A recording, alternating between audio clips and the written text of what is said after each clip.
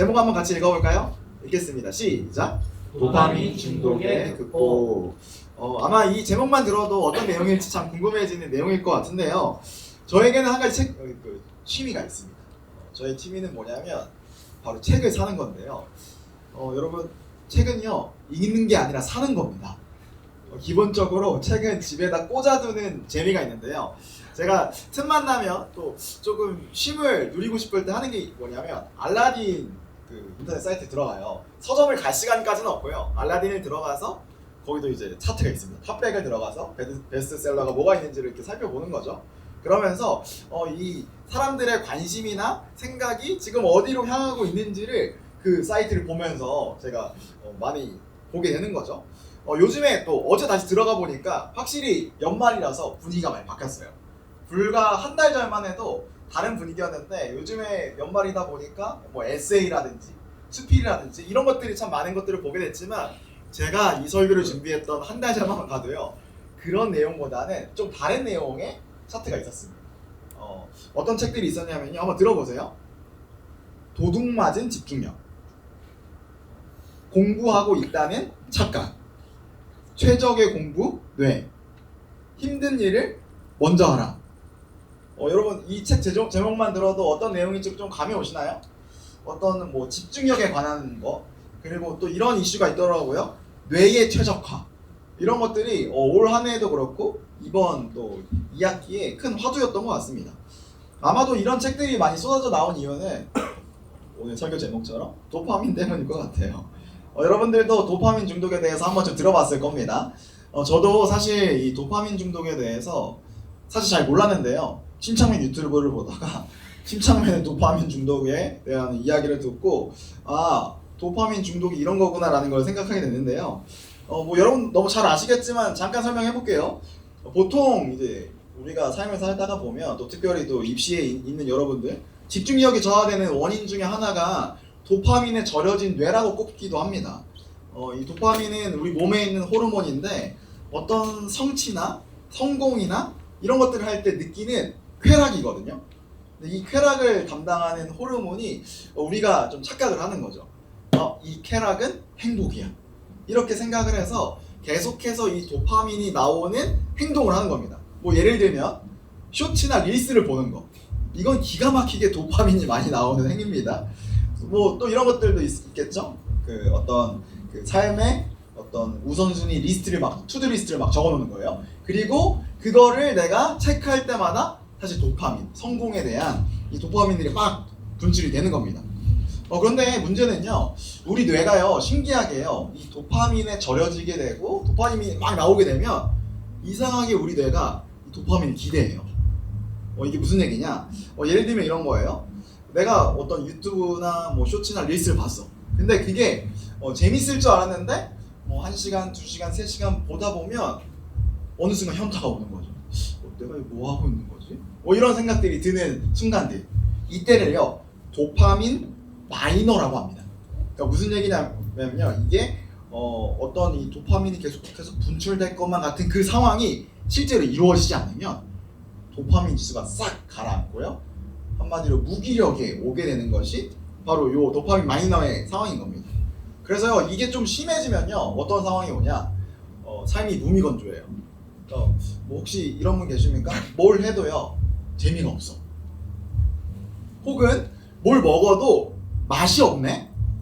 떡볶이를 먹는데 이게 뭐 그냥 뭐 질리는 거야 떡볶이가. 혹시 여러분 그런 분 계십니까? 그런 분은 빨리 병원에 가보시기를 권해드립니다. 이게 우울증 초기 증상이거든요. 네, 아무튼 뭐 이런 건데 이것을 사실 정리된 말로 이야기하자면요, 학습된 무기력이라고 합니다. 학습된 무기력. 뭐냐면요, 이게 무슨 얘기냐, 우리가요 보통 삶을 살아가다 보면 실패를 경험하기도 해요. 근데 이 실패를요 한 번, 두 번 경험하는 게 아니라 반복적으로 실패를 경험하면 생각하는 거죠. 야, 내 인생 끝난 인생이네, 내 인생 시궁창이네, 뭐 이런 얘기를 하는 거죠. 그러면서 원래 본인은요 그런 사람이 아닌데 자꾸 자기의 자존감을 깎아먹는 생각을 하기도 합니다. 그래서 결국에 뭐 어떤 일을 할 때 감흥이 없으니까 됐다, 때려치자, 이런 생각을 하게 되는 것. 이게 바로 학습된 무기력이라는 겁니다. 방금 이야기한 어떤 도파민 중독 그리고 학습된 무기력은요 사실 종이 한 장 차이의 개념이거든요. 도파민 중독은 빠르게 무언가를 성취하고 또 그것을 통해서 어떤 그것이 주는 호르몬의 쾌락을 통해서 중독이 된 거라면, 반대로 우리가 살면서 언제까지나 성공하는 인생, 성취만 있는 인생이 있을 수 없죠. 우리는 종종 실패도 경험합니다. 근데 이 실패를 통해서 의미를 찾고 추진력을 얻는 발판으로 삼아야 되는데, 그렇지 않고 도파민에 중독이 되어서 이 잠깐의 실패가 인생의 실패로 여겨지는 거예요. 이게 반복되다 보면 학습된 무기력이 찾아온다 라는 것입니다. 어쩌면 제가 방금 여러분에게 좀 이렇게 이야기한 도파민 중독과 학습된 무기력이 현대사회를 살아가고 있는 저와 여러분에게 너무나도 쉽게 찾아오는 일들 같습니다. 그런데 오늘 우리가 방금 읽었던 성경, 사실 이 성경은 2000년 전에 쓰여진 이야기거든요. 2000년 전에 쓰여진 이 성경에도 동일한 이야기가 나옵니다. 여러분들이 읽으셔서 좀 아시겠지만 이런 내용이에요. 베데스다라는 연못이 있었어요. 근데 그 연못에 한 가지 전설이 있습니다. 3절하고 4절 말씀인데요. 지금 PPT가 안 나오는 것 같으니 제가 읽어드릴게요. 잘 들어보세요. 3절입니다. 이 주랑, 이 연못이죠. 이 연못 안에는 많은 환자들, 곧 눈먼 사람들과 다리 저는 사람들과 중풍병자들이 누워 있었다. 그들은 물이 움직이기를 기다리고 있었다. 주님의 천사가 때때로 못에 내려와 물을 휘저어 놓는데, 물이 움직인 뒤에 맨 먼저 들어가는 사람은 무슨 병에 걸렸든지 나았기 때문이다. 여러분, 이 전설의 느낌이, 전설이 어떤 전설인지 좀 감이 오시나요? 한 연못이 있었어요. 근데 그 연못에 주변에 수많은 병자들이 거기에 앉아 있는 거예요. 그래서 앉아서 이렇게 지켜보고 있는 거죠. 무엇을 지켜보고 있냐? 이 물이 흔들릴 때, 휘몰아쳐서 약간 파도 같은 것들이 있을 때만 이렇게 기다리고 있는 거예요. 근데 그 전설의 내용이 뭐냐면, 그 파도가 휘몰아칠 때 가장 먼저 그 물에 들어간 사람이 병에 낫는 거예요. 어떠한 병이든. 그러한 전설이 지금 이 베데스다 연못에 있었던 겁니다. 그런데 여러분, 이 전설에는요 한 가지 함정이 있습니다. 자, 여러분 한번 생각을 해보자고요. 물이 실제로 베데스다 연못이 흔들렸어. 그러면 가장 먼저 들어갈 수 있는 사람 누굴까요? 자, 제가 다시 한번 좀 여러분들 상상력을 고취시켜 볼게요. 그 연못 주변에요, 다리 저는 사람 혹은 눈먼 사람, 이런 거동이 불편한 사람들이 이렇게 앉아 있고요. 또 한 부류의 사람들이 앉아 있습니다. 코감기, 혹은 여기 팔 까진 사람, 혹은 무좀. 여러분, 누가 먼저 들어갈 수 있을까요? 그렇죠. 비교적 건강한 사람, 비교적 약한 병에 있는 사람, 혹은 그 중에서도 운동신경이 좋은 사람, 다시 말해서 면역력이 좋은 사람이 가장 빨리 그 연못에 들어갈 수 있는 거죠. 그러니까 이 베데스다 연못의 전설의 함정이 뭡니까? 가장 나을 필요가 없는 사람, 가장 가벼운 병을 갖고 있는 사람이 얼른 들어가서 병을 낫게 되는 그 전설이 이 베데스다 연못에 있는 것이죠. 자, 그런데 문제는요, 실제로 그 연못에 들어가기를 소망하고 진짜 연못에 들어가야 되는 사람은 누굽니까? 다리 저는 사람, 눈먼 사람, 암 걸린 사람, 죽을 날이 얼마 안 남은 사람들이 그 연못에 들어가야 하는 거죠. 자, 오늘 우리가 읽었던 이 본문의 주인공도 마찬가지인데요. 우리 5절 말씀 한번, 지금 되죠? 같이 한번 읽어볼게요. 읽겠습니다. 시작! 거기에는 38해가 된 병자가, 자, 누가 있었다고요? 38년 동안 아픈 사람. 사실 이 사람은 거동이 좀 불편한 사람인데요. 지금이야 좀 거동이 불편하면 휠체어도 타고 또 실제로도 또 장애인들이 운전도 할 수 있는 시대잖아요. 그렇게 됐지만 이 당시에는요, 휠체어가 어디 있습니까? 그 연못에서 기다리려고 하면요, 자기 혼자 가지도 못해요. 아마 누군가 업어서 데려다 쓸 거예요. 그리고 또 거기 있는다고 끝이 아니죠. 어쨌든 밥은 먹어야 살 거 아닙니까? 밥을 먹으려면요, 누군가가 밥을 주거나 혹은 그 연못에서 지나가는 사람들에게 구걸을 하는 사람이 바로 이 38년 된 병자였던 것이죠. 여러분 거기다가요, 이 병자가 38년 동안 여기 앉아 있었는데 이게 사뭇 지금 여러분 38년 하니까 좀 감이 안 오시는데요. 우리 고3들보다 2배 더 산 인생이 지금 38년 동안 앉아 있는 거거든요. 생각보다 긴 시간입니다. 그리고 뭐 이 당시가요, 평균 연령이 지금은 뭐 수명이 한 80세도 되고 또 90세 되신 분들 많잖아요. 이 당시에 뭐 조선시대만 생각하셔도 평균 연령이 그렇게 길지 않아요. 40대 후반, 조선시대가 그렇거든요. 2000년 전은 어땠을까요? 비슷한 거죠. 40대 후반이면 벌써 인생을 다 살 정도의 인생인 거예요. 그러면 뭐 예를 들어서 45살까지 친다면 38년 동안 여기에 앉아있던 사람은 어떤 사람입니까? 평생 동안요, 그 베데스다 연못에 들어가기를 꿈꾸면서 거기에 앉아 있었던 사람인 것이죠. 사실 제가 여러분에게 소개한 이 이야기는요, 현대사회를 살아가는 우리의 삶과 비슷한 모습을 보여주고 있습니다. 비유적으로 좀 여러분에게 좀 설명할게요. 어쩌면 우리는요, 성공이라는 연못에 앉아 있는 것인지 모르겠습니다. 어쩌면 우리는 입시라는 연못에 앉아서 살아가고 있는지 모르겠습니다. 근데 이 연못, 베데스다 연못의 전설이 갖고 있는 모순이 뭐예요?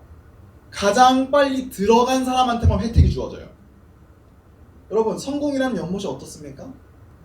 가장 빨리 들어간 사람, 성공한 딱 한 명만 혜택이 주어지는 거죠. 입시는 어떻습니까? 합격이라는 성적에 들어간 사람만 혜택을 받는 그 모습이 있는 것이죠. 세상은 여러분이 계속해서 이야기해요. 사회는요, 계속해서 끊임없이 여러분을 이야기합니다. 너 성공이라는 연못에 빨리 들어가야 돼. 너 입시라는 연못에 빨리 들어가야 돼. 너 관계라는 연못에 빨리 들어가서 사람들에게 인기 있어야 돼. 이 얘기를 계속해서 우리 사회가 계속해서 하고 있는 것이죠. 자, 그런데 오늘 재밌게도요, 우리가 함께 읽은 이 성경의 말씀은 조금 다른 이야기를, 다른 길을 제시하고 있습니다. 우리 6절 말씀인데요, 함께 읽어보도록 하겠습니다. 시작! 예수께서 누워있는 그 사람을 보시고 또 이미 오랜 세월을 그렇게 보내고 있는 것을 아시고 물으셨다. 낫고 싶으냐?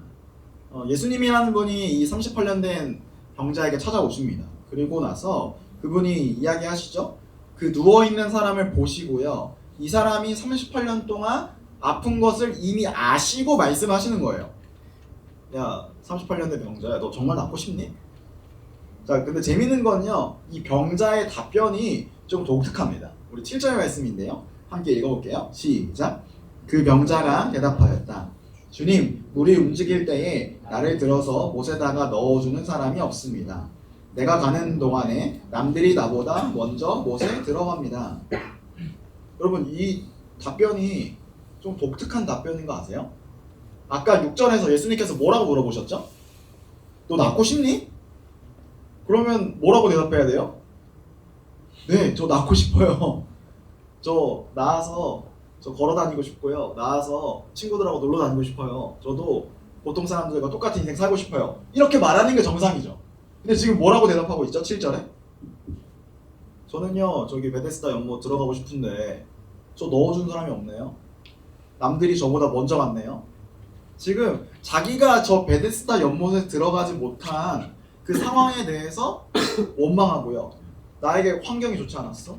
나이가 능력이 부족했어? 라고 이렇게 대답하고 있는 거죠.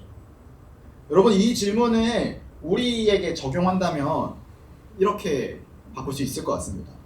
만약 우리가 성공이라는, 입시라는 연못 곁에 살아가는 인생이라면, 여러분, 성공이나 입시가 여러분의 인생에 왜 중요합니까? 여러분, 성공하면 뭐가 좋아요? 돈 많이 벌어서? 입시, 내가 가고 싶은 학교 딱 들어갔어. 그럼 뭐가 좋습니까? 목표를 달성해서 도파민 막 나오는 거야?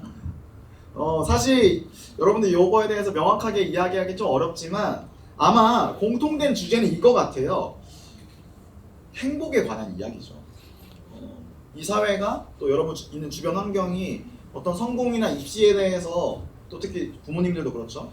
야, 너 누구누구야, 너 이거 해야 돼. 너 이 학교 가야 돼 라고 이야기하신다면 아마 그거는 여러분의 삶에 직결되어 있는 행복과 관련이 있을 거라고 생각합니다. 오늘 예수님께서는 이 6절처럼 말씀하시는 거죠. 사랑하는 로이야, 사랑하는 하경아, 너 행복하고 싶어? 근데 우리가 7절처럼 이야기할 때가 너무 많다는 거죠. 예수님, 저 성적이 나쁜데요? 예수님, 우리 집 가정 환경이 저를 도와주지 않는데요?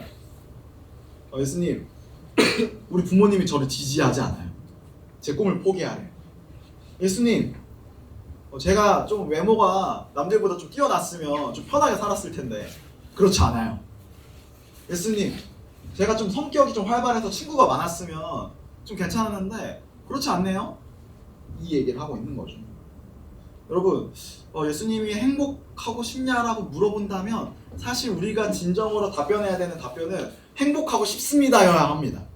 근데 우리가 어느샌가 이 베데스다 연못과 같은 세상에 살아가면서 다른 어떤 조건이나 상황들을 계속해서 이야기하고 있는 것이죠.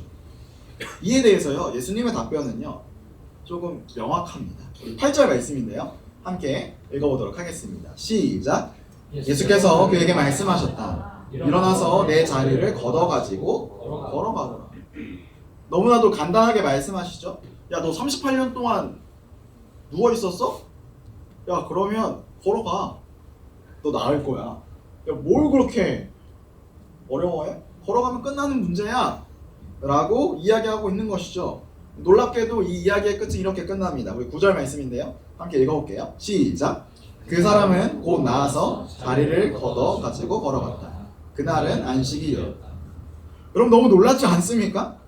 성경은요 매우 단순하게 이 이야기를 끝내버립니다.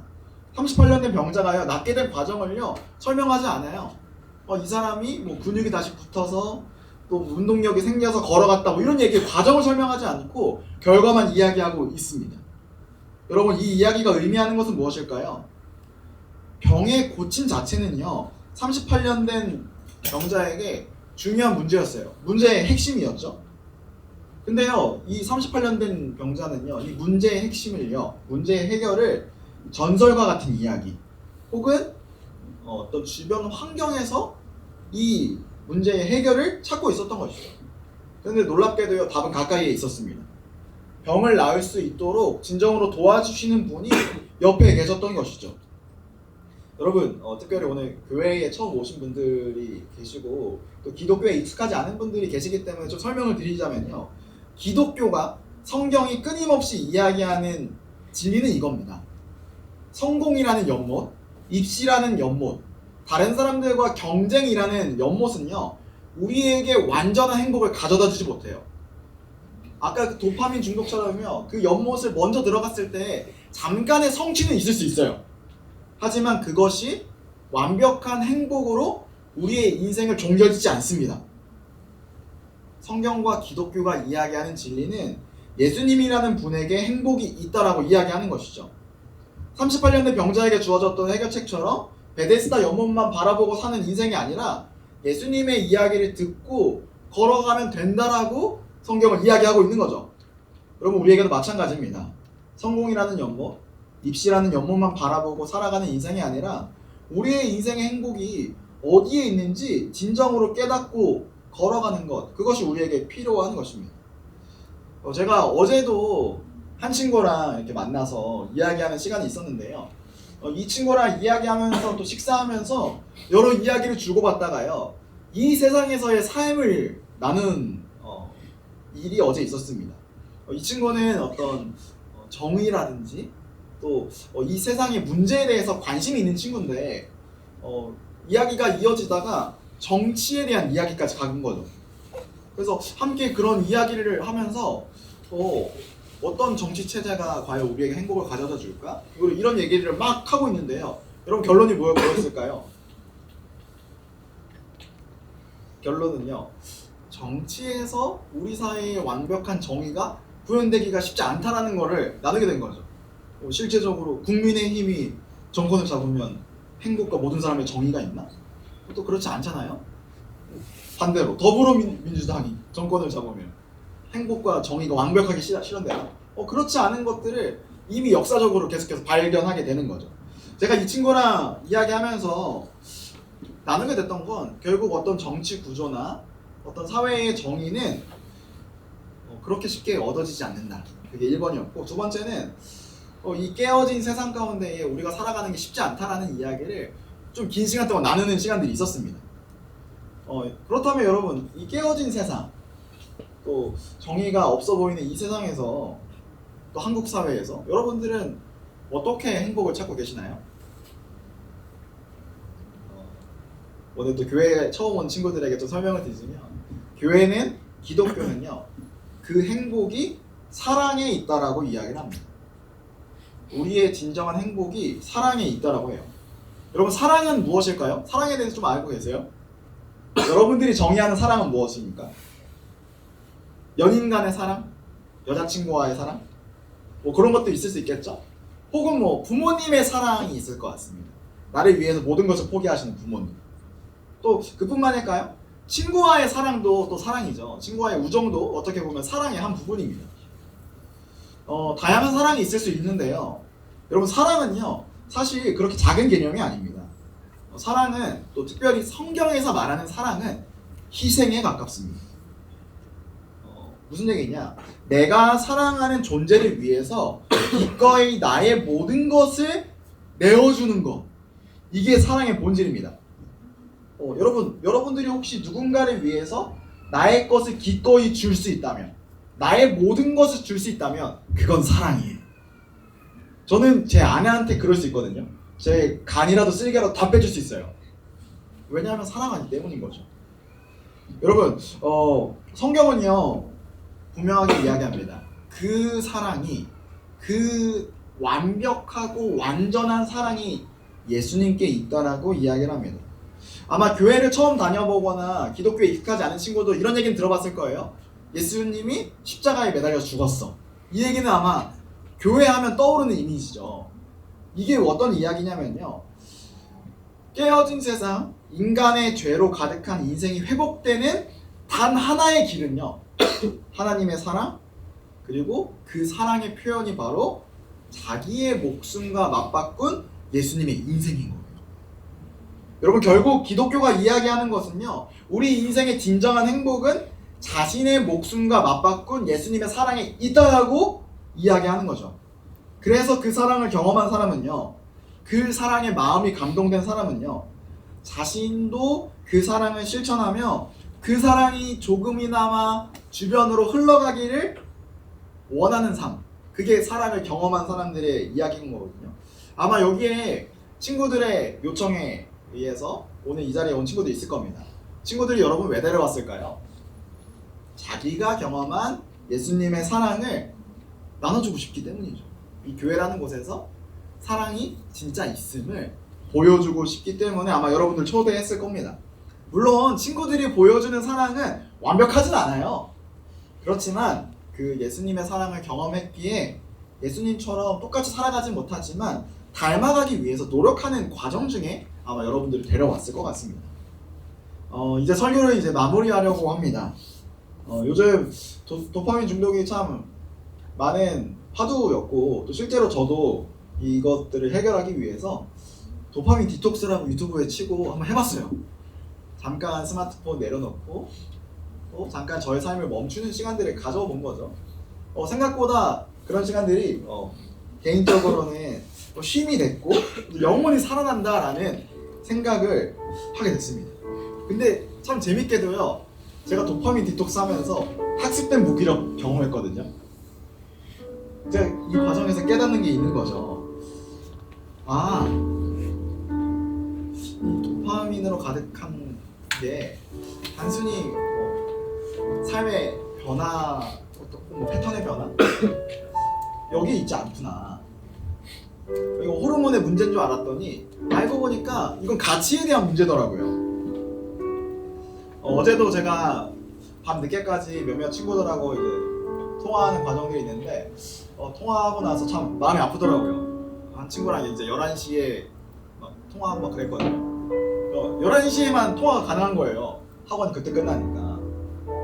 어쩌면 우리가 살아가고 있는 이 사회는 베데스다 연못에 앉아있으라는 이야기처럼 성공이라는 연못에, 입시라는 연못에 앉아있어야 되고 먼저 들어가기 위해서 발버둥 쳐야 되라고 끊임없이 말하는 것 같습니다. 근데 여러분, 그 연못엔 행복이 없어요.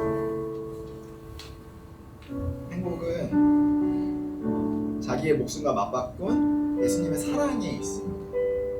오늘 교회 처음 온 친구들, 그리고 혹시 이 자리에도 여전히 교회는 다니고 있지만 예수님의 사랑을 경험하지 못한 친구들이 있다면 이 사랑을 알아가는 여정을, 또 그 과정을 이곳에서 함께 했으면 좋겠어요.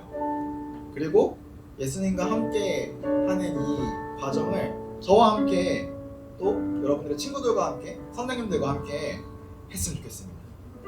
그래서 완벽한 행복은 아니지만 행복이 무엇인지 알아가는 저와 여러분이 됐으면 좋겠네요. 그래서 단순히 어떤 성공이나 입시의 연못에 앉아있는 것에서 그치는 인생이 아니라 진정한 행복이 무엇인지 깨닫고 그 행복 안에서 자유를 누리는 저와 여러분이 되었으면 좋겠네요.